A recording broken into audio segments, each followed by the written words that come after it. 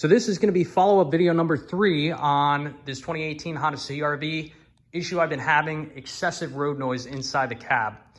So last video, I ended up replacing the drive shaft because I identified that it had some bad U-joints. They were definitely going out, but that did not solve our issue.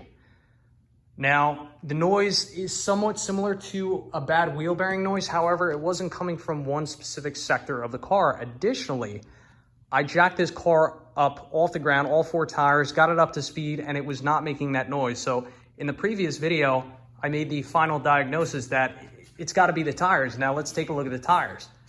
There are definitely some issues with these old tires. Look at these treads. Look at that uneven wear. There, you can really see it right there. Notice how high this tread is. It's sloped, low, high, low, high. I mean, you get this car up to speed, that's gonna make a lot of noise. It may not seem like it, but I really believe that is what was causing our issue. But anyway, we're about to find out. I just put 4 brand new tires on this car. We're about to take it for a test drive, and we'll see if this quiets down the car. I'm pretty confident that it will.